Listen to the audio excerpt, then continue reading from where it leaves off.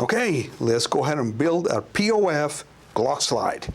First thing is we're going to unpack our slide from the packaging. Comes with some instructions, comes with some extra screws for your RMR, if you use an RMR. This is the slide. Check it out. This slide is so cool. Excited to be using it here pretty soon. Great serrations, great designs. Has a plate for your RMR. If you're going to put an RMR on it, I'm going to leave it on, the plate on, because I'm not going to use an RMR. I'm going to use sights. So first things first. This slide comes already pre-installed with the channel liner, which is a piece of plastic that goes through here that keeps your striker together. So we're going to put together a striker and all the rest of the parts from Brownell's parts. Yes, these are OEM Glock parts. These are factory parts from Glock that Brownell sells individually. You remember, you have to go into the schematics part of the Brownell's website, click on Glock. There's only one section for it, Glock, and then you select the parts you need for your slide build. And I use almost all parts are OEM except the disconnector block striker safety that goes in here, and this is an Apex part that came with my trigger kit and an Apex extractor and spring. So some of these parts I'm going to use OEM, some parts I'm going to use Apex parts. And I'm going to explain a couple of things when we get to them. So let's get ready to roll. First thing we're going to do is assemble the striker. The striker from Glock parts comes in pieces, so you have to put it together. So you take your striker. This is OEM Glock striker. Your sleeve. Okay. Your spring. I'm going to push it all the way through. This is a little difficult because I want to get this done. And your cups. Comes with two little cups, and they go in around the striker. And that retains the spring and the striker in one piece. We're going to use, this is a Glock OEM spring. Now, Glock sells it now as a kit with the original safety plunger, but it's, you know, I just needed the spring because I didn't want to use that part. So I had some old springs, brand new, but they're old. I bought them when they used to sell them separate at Brownell's. And you put your spring in. So with your safety plunger in place, with a spring, you're going to put your extractor in.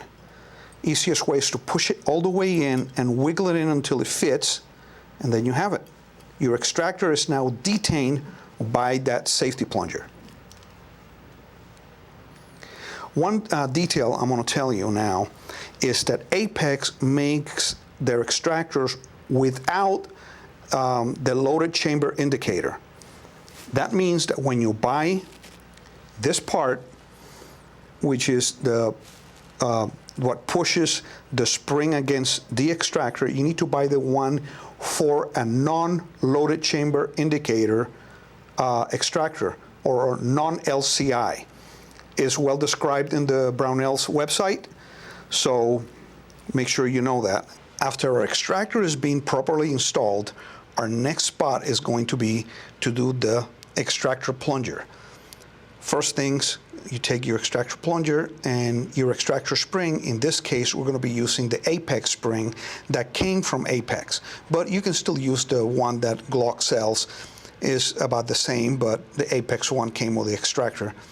I'm going to put it in there, and then we're going to select the loaded, the Glock spring loaded bearing. This one basically, there's two different kinds. Of course, there's per caliber too, but this one here is for the extractor with a loaded chamber indicator, which Apex doesn't have, and this is the standard one for extractors without the loaded chamber indicator. So we're going to put it in there. and you're ready to go. We're going to install this on the slide next. Let's go in and put it on our gun. Remember, do it with the metal part facing the inside of the extractor. And then goes your striker.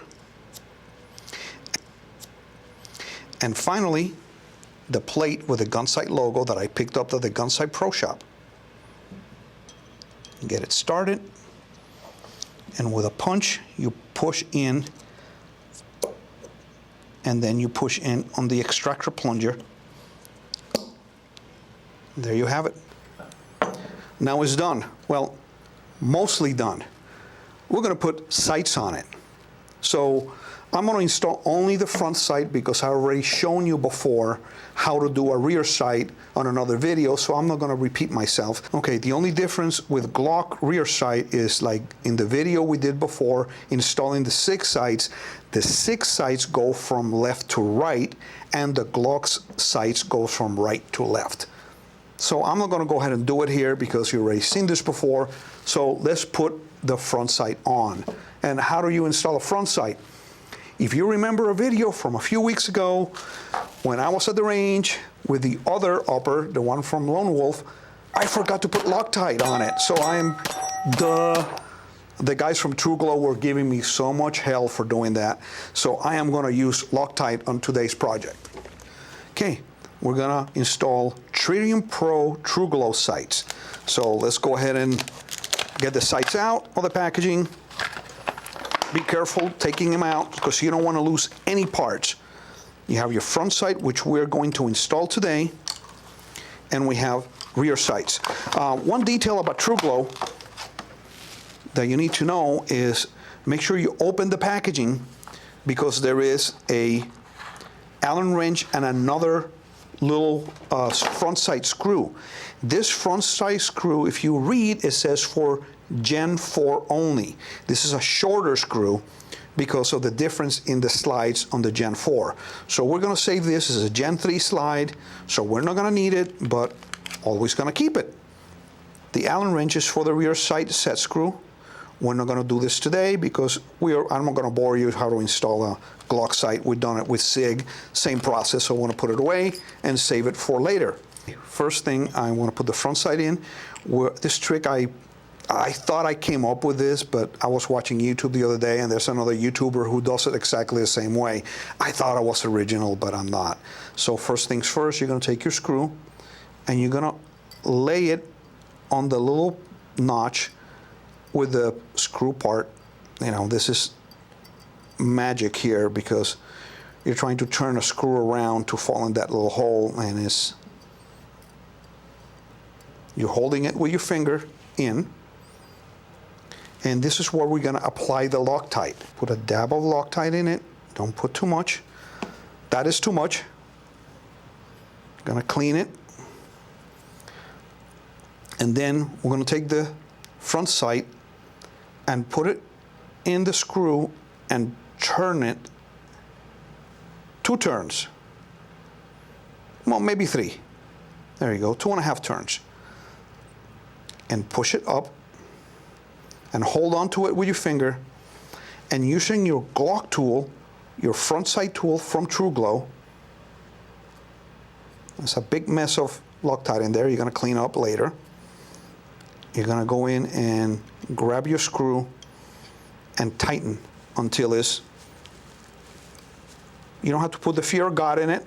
Just tighten it hard. You don't want too much Loctite kicking around, so I always keep alcohol swabs with me and take the excess off, and Loctite comes right off with alcohol before it dries and becomes a sticky mess.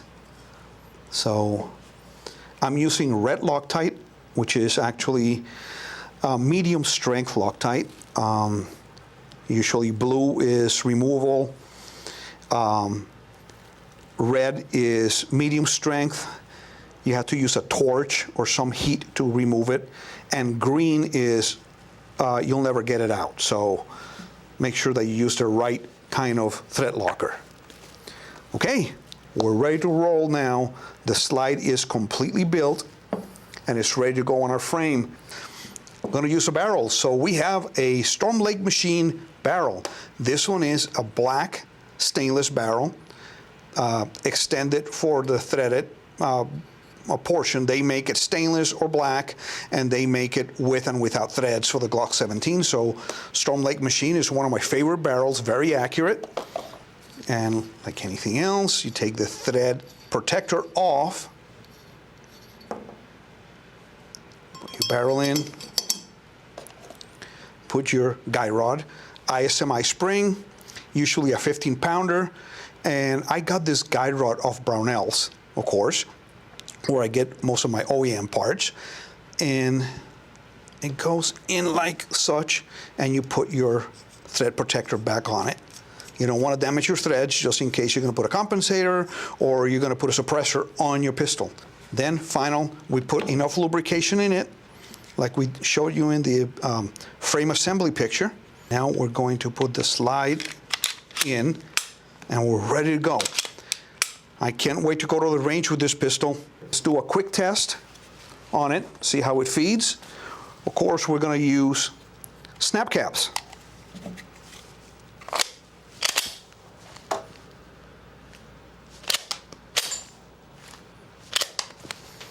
There you go. We're ready to go to the range. I'm excited. Built my first Glock on my own. Let's go do it. Thank you for watching Gun Stock Reviews.